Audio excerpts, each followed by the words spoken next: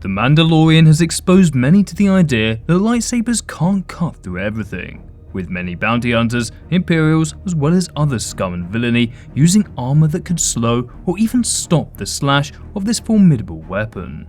The prevalence of such materials in Star Wars legends was no less, with many Sith and various other mysterious force-wielding groups using lightsaber-resistant materials to create armour. It seems that the only group that didn't wear some kind of armour were the Jedi, the most notable lightsaber-wielding group. Indeed, with some notable exceptions such as Obi-Wan Kenobi, the Jedi did not even wear lightweight blaster-resistant armour, instead leading the charge into battle in monk robes. But why was this? If battle armour worked for the Sith, then why not for the Jedi? The answer to this question has many facets, all of which will be explored in this video. But before we begin, we'd like to thank Ultimate Chad Memes for suggesting this video. If you want to have your idea made into a video, as well as to be entered into the VF Saber Dooku giveaway, be sure to add your lore questions, what ifs, etc. down in the comments. Anyway, on with the video. Now, it's important to note that for most of their history, the Jedi did indeed use battle armor, only falling out of favor in the last 1,000 years of their history. This practice, while not universal, was adopted in response to the specific needs and challenges of various eras. In ancient epochs, such as the Pius Dia and early Ductavis periods, Jedi Knights were often seen clad in full body metal armor, complete with distinctive horned helmets. This was a brutal era, characterized by a human-centric cult that turned the Republic into a fanatical empire that persecuted alien species. This harrowing period eventually caused the Jedi to militarize to a profound extent.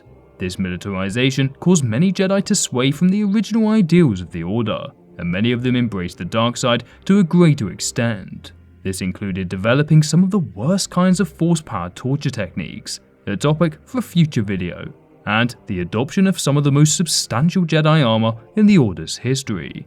This armor was more akin to the ancient Sith's armor than anything else that came before or after, showing just how different these early Jedi were.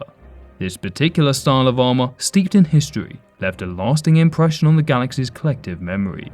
So much so that even Luke Skywalker, a figure from a time more than 10,000 years later, was aware of this iconic Viking-like armor. Although such heavy armor would be given up during the relative peace that followed the Pius Dia cult's demise, the use of some smaller pieces of armor still remained for the remainder of the Old Republic era. From the 100-Year Darkness to the Old Sith Wars, Jedi were often seen donning armor of some kind, with Revan being a prime example. The era of the Great Galactic War introduced a new evolution in the design of Jedi armor, with the inclusion of khamas, a type of skirt-like garment that offered additional protection without hindering movement. During the New Sith Wars, Jedi armor reached a level of popularity roughly comparable with that of the Pius Dia era. Although not as bulky as in these ancient times, the sight of Jedi in battle armor became a common occurrence. Due to the invention of many ranged weapons and the sheer scale of battles fought, these tumultuous times called for heightened protective measures, prompting Jedi to wear armor that covered various parts of their bodies. The New Sith Wars were also characterized by a lot of lightsaber-on-lightsaber combat, perhaps more so than any other time in history. Battles would frequently see thousands of Jedi charging into battle against thousands of Sith. Thus, it became an imperative that the Jedi used any edge they could during the fury of battle, and armor became an obvious choice. But the adoption of battle armor by the Jedi during the New Sith Wars, under the command of Lord Hoth and his Army of Light, signified much more than a mere tactical decision for physical protection. It was emblematic of the Jedi's unwavering commitment and determination to stand against the encroaching shadow, a physical manifestation of their readiness to face the Sith head-on. In crafting their armor, special attention was given to ensuring that it did not just serve as a shield against physical attacks, but also as an aid to their profound connection with the Force. The design principles of the Jedi armor during this era emphasized comfort, minimizing weight without compromising on essential defense capabilities. This careful balance allowed Jedi to move freely and swiftly, enabling them to use their sabers and wield the Force with their characteristic precision and grace. As we explored in last week's video, such a reverence for armour eventually led to the formation of a group known as the Great Paladins, a heretical and militarised Jedi group known for their rejection of the lightsaber in favour of armour, swords and blasters. The formation of such heretical and militarised groups points towards the reason why the Jedi High Council, alongside the Galactic Senate, ultimately decided that armour was not the way of the Jedi. Indeed, many within the Order, particularly those not on the front lines, continued to don traditional Jedi robes. They believed that armour was too bulky, preventing more acrobatic movements associated with many lightsaber combat styles. For many of these Jedi, armour, especially bulky armour, was not compatible with Jedi ideology. It promoted lightsaber forms and fighting styles that relied on brute strength and power, a phenomena that could lead a Jedi away from the light. And they may have not been wrong. The Jedi had been profoundly changed by this conflict, and probably not for the better. Rather than keepers of the peace, they were soldiers. A brief look at their organizational structure and actions of the Jedi during this period confirms this. The Army of the Light, a powerful contingent formed during the twilight years of the New Sith Wars, represented a unique amalgamation of martial prowess and Jedi ideals, marshaled under the banner of the Jedi Order. Comprising of armies and warships commanded by various Jedi Lords. This formidable force was a testament to the Jedi's commitment to eradicating the Sith menace once and for all. Central to this army structure were the 7 Legions of Light, each led by the most esteemed lords within the Jedi Order.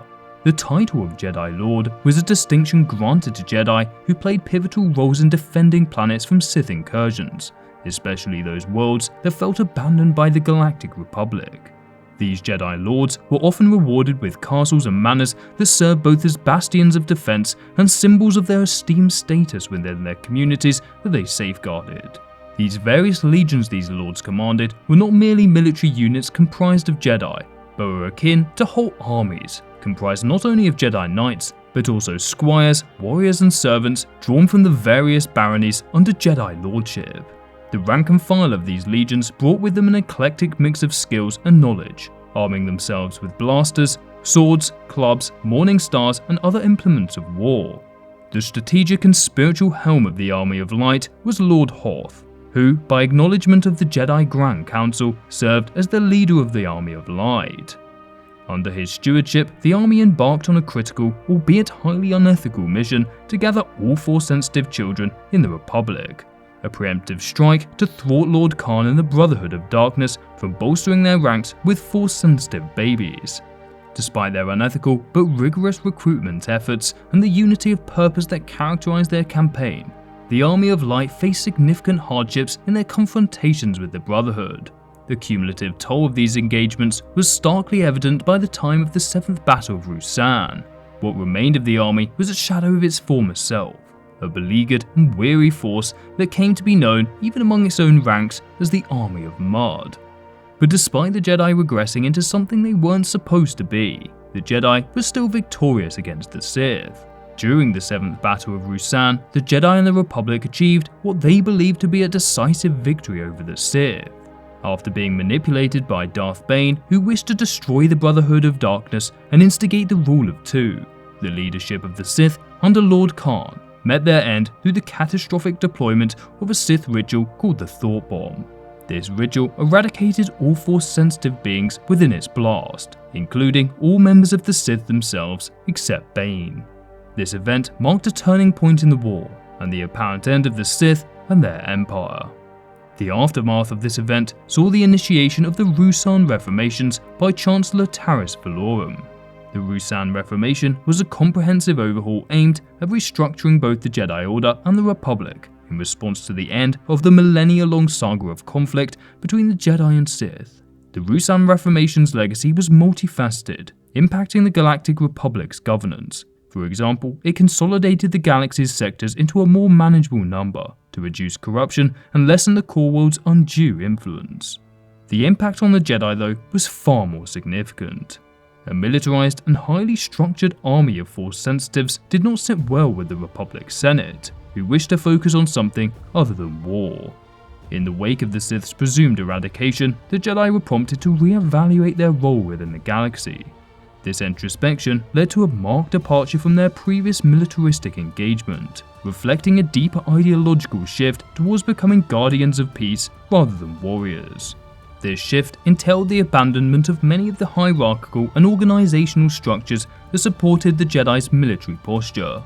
The title of Jedi Lord, along with the privileges and other positions that came with it, were dissolved as part of the broader movement towards demilitarization. This underscored a return to the Jedi's core mission as peacekeepers and advisors rather than lords or commanders in a martial hierarchy.